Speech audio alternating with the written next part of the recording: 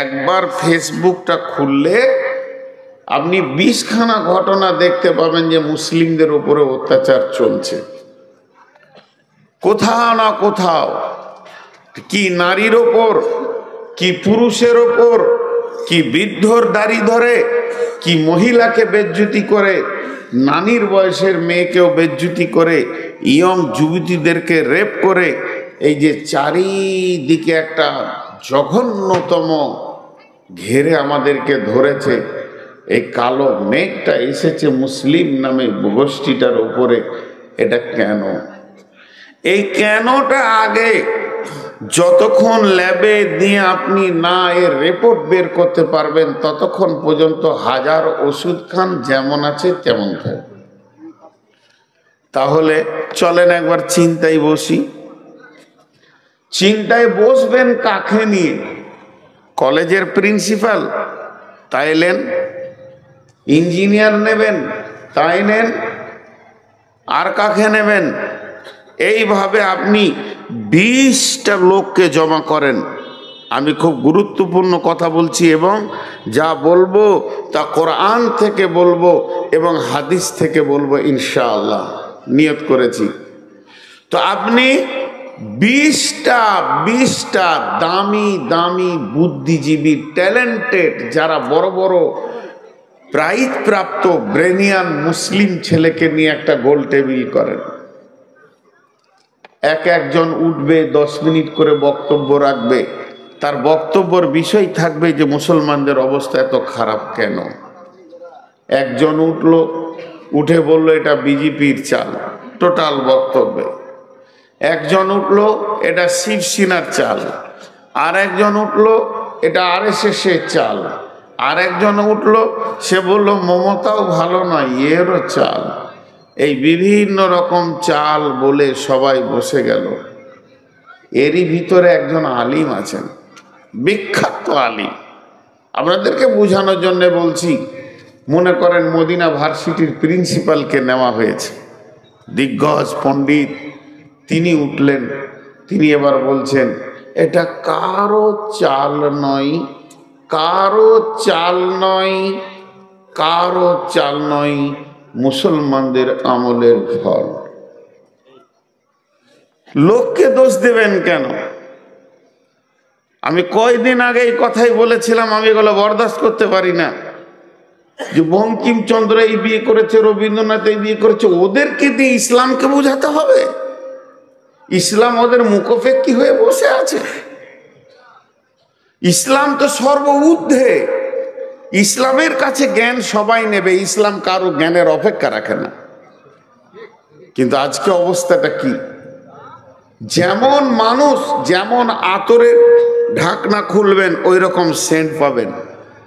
জি ভাই, তো এটা কারো চাল নয়। তাহলে একবার কোরআনকে জিজ্ঞেস করি যে আমাদের অবস্থা এত খারাপ কেন, এত দ্রোহ কেন? একবার হাদিসকে জিজ্ঞেস করি।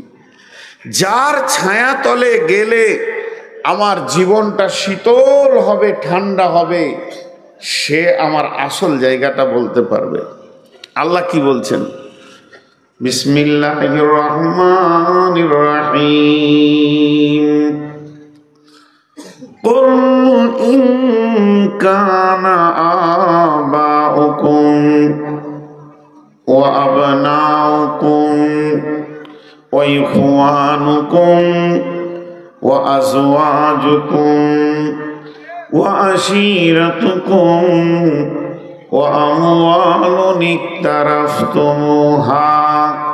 ওয়া তিজারাতুন তাখসাউনা কাসাদাহা ওয়া মাসাকিনু তারদাউনাহা আহাব্বা ইলাইকুম মিনাল্লাহি ওয়া রাসূলিহি ওয়া জিহাদিন ফি সাবিলিহি ফাতারাব্বাসু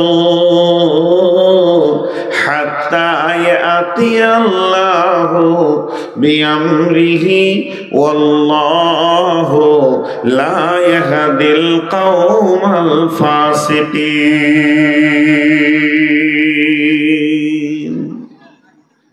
কোরআন বলছে তোরা আরো মার খাবি, এটা শুরু। এটা শুরু, শেষ নয়, এটা শুরু হয়েছে, এখনো তো সেরকম চলেনি। ছোট্ট একটা কথা জিজ্ঞেস করব, এটা হলো আমাদের জীবন ব্যবস্থা। বুঝে হ্যাঁ না বলবেন, বুঝতে ভুল হলে আমাকে জিজ্ঞেস করবেন, তবে ফতোয়া জিজ্ঞেস করিয়ে না দিতে পারবো না। এটা আমাদের জীবন ব্যবস্থা। একটা মুসলিম জন্ম থেকে মত পর্যন্ত কিভাবে চলবে চলে এসেছে, আর ওইভাবে চললে কবর থেকে নিয়ে জান্নাতের চৌকাটা পর্যন্ত সে কি অবস্থায় থাকবে ঘোষণা হয়ে গেছে। তাহলে পার্সেন্টেজ করি আমরা, মুরব্বী মানুষ দাঁড়িয়ে আছে, বাপজি আপনাকেও দাঁড়াতে মন গেল, ছোট ছেলে না এলে ধরা খায়। আহা হা, বসার জায়গা পাচ্ছে না গো, এই চেয়ার আছে আমার পাশে, আসেন। আহা, দুটোই বিয়াই মনে হয়। খাওয়া দাওয়া হয়েছে, একটু পরিলক্ষণ করে এবার বিদায় নিচ্ছে, সাথে নাতনিটাও আছে আলো জেলে। সুখের জীবন আজকে, মেলার আনন্দ উপভোগ করছে।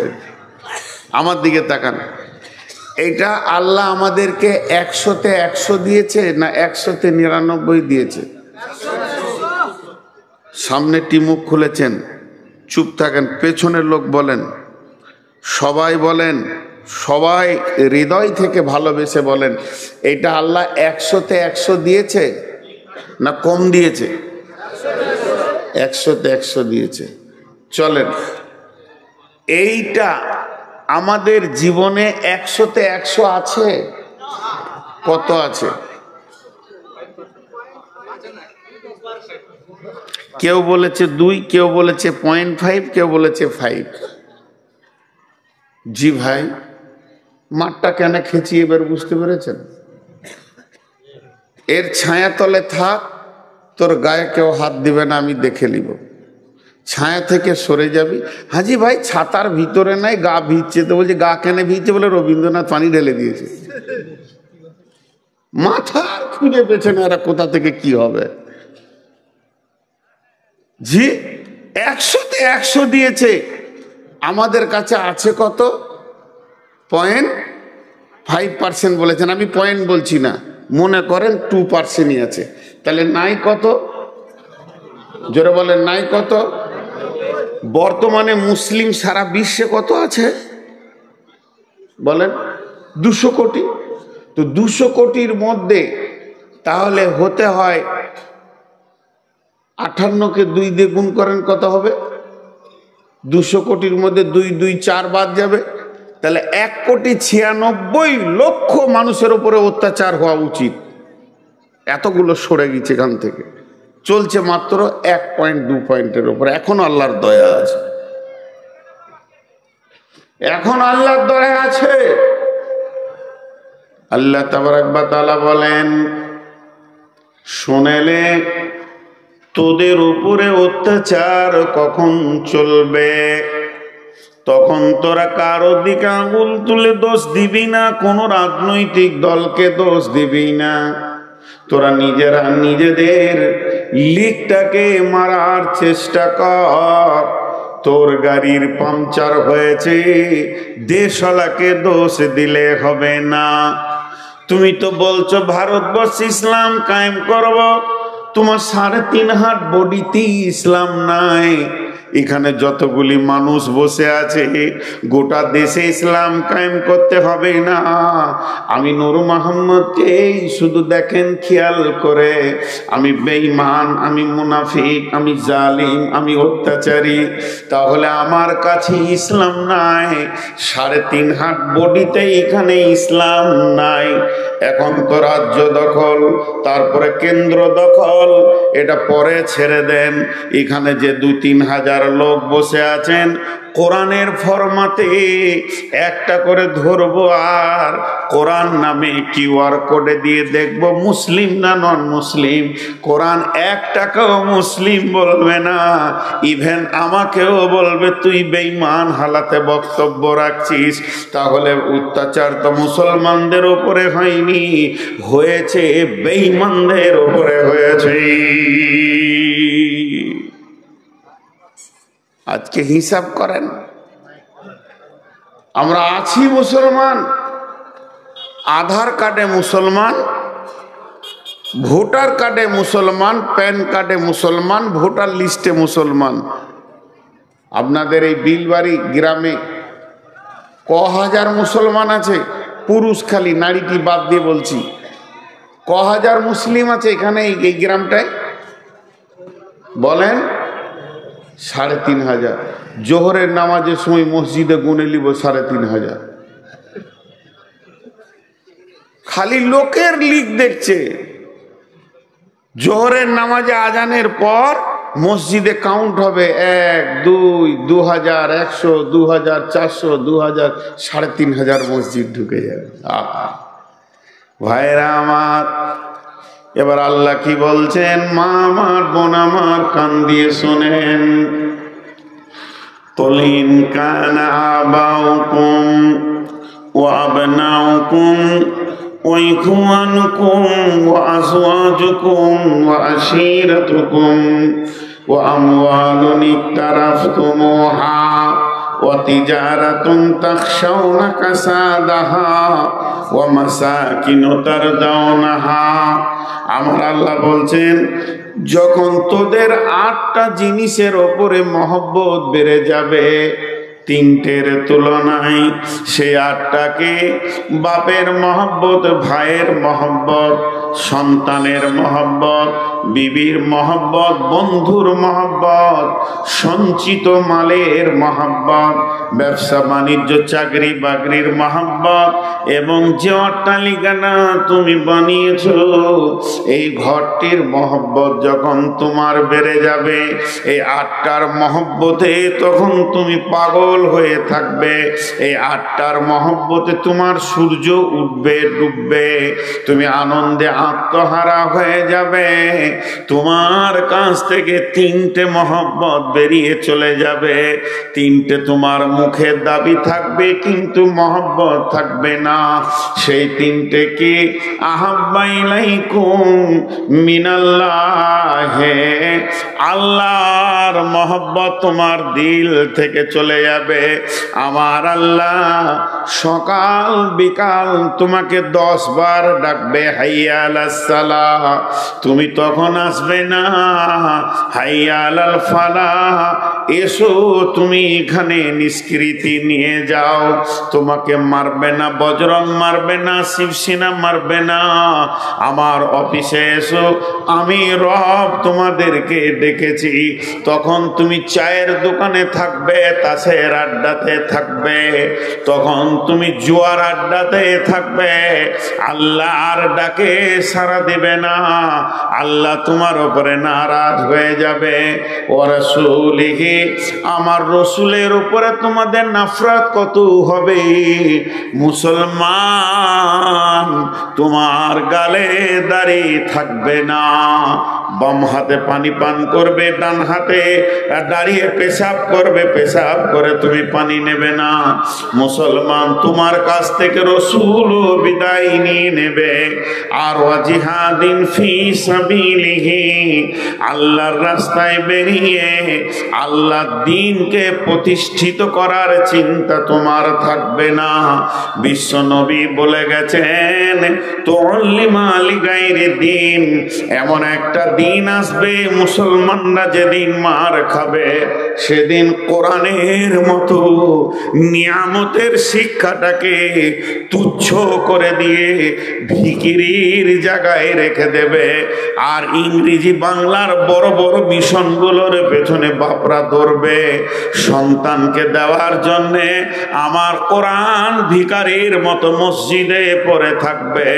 ওই দিন তোমাদের পিঠের চামড়াগুলো কাঁচা তুলবে শিবসেনাতে বজরঙ্গে, আর তোমরা তোমরা অঝর নয়নে কাঁদবে, আমি আল্লাহ দর্শকের ভূমিকা পালন করব, এতটুকু আমার কাছ থেকে তোমরা হেল্প পাবে না। তার কারণ হচ্ছে তোমার সঙ্গে আমার তালাক ঘটে গেছে, তুমি তুমি কোনো দায়িত্ব নাই। আমি যে মেয়েটাকে বিয়ে করেছি ওই মেয়েটা হলো আমার বিবি, তাকে আমি ভালোবাসি, তার সঙ্গে আমার প্রেম আলাপ আছে, তার আমি কসমেটিক্স দিই, কাপড় দিই, তার খাওয়ার চিন্তা করি। মেয়েটা অসুস্থ হলে আমাকে বড় কষ্ট লাগে, নানান চিন্তায় তাকে আমি নিয়ে আছি। যেদিন মেয়েটি লোক ডেকে খোলা তালাক নেবে, এর সঙ্গে আমি আর সংসার করব না, এর সাথে আমার কোনো সম্পর্ক থাকবে না। ওই দিন মেয়েটার সাথে আমার তালাক ঘটে গেল সামাজিকভাবে। সমাজ জেনে নিল মেয়েটির সঙ্গে আমার চিরতরের তালাক হয়ে গেছে। ওই মেয়েটি সামনে ঈদে অপেক্ষা করছে আমার জন্য, নতুন কাপড় আসবে, আমি তাকে কাপড় কিনে দিব। এই চিন্তাটাই হলো তার ভুল। বিশ্ব নবী বলছেন, মাজরে মান তারাকা সলাতা মাকতুবাতান মুতাআম্মিদান ফাকাদ বারিয়াত মান মিনহু জিম্মাতুল্লাহ লা তাতরুকান্না সলাতা মাকতুবাতান মুতাআম্মিদান ফাইন্না মান তারাকা সলাতা মাকতুবাতান মুতাআম্মিদান ফাকাদ বারিয়াত মিনহু জিম্মাতুল্লাহ। আল্লাহর নবী বলছেন, হে মাজ, আমার উম্মতদেরকে বলে দাও, কেউ যদি, হে মাজ, তুমি জীবনে জ্ঞান বশত স্বেচ্ছায় এক ওয়াক্ত নামাজ কামাই করবে না, এক ওয়াক্ত নামাজ ছেড়ে দেবে না। হে মাজ, শুনে নাও, আমার যে উম্মত এক ওয়াক্ত নামাজ জ্ঞান বশত স্বেচ্ছায় ছেড়ে দেয়, আল্লাহর সঙ্গে তার সম্পর্ক কেটে যায়। ফাকাদ বারিয়াত মিনহু, আল্লাহ তার থেকে আর কোনো সম্পর্ক রাখে না, তাকে মারছে না কাটছে, এ ব্যাপারে আল্লাহর কোনো জিম্মা নাই। ফাকাদ বারিয়াত মিনহু জিম্মাতুল্লাহ, আল্লাহ তার জিম্মা থেকে বাড়ি পেয়ে যায়।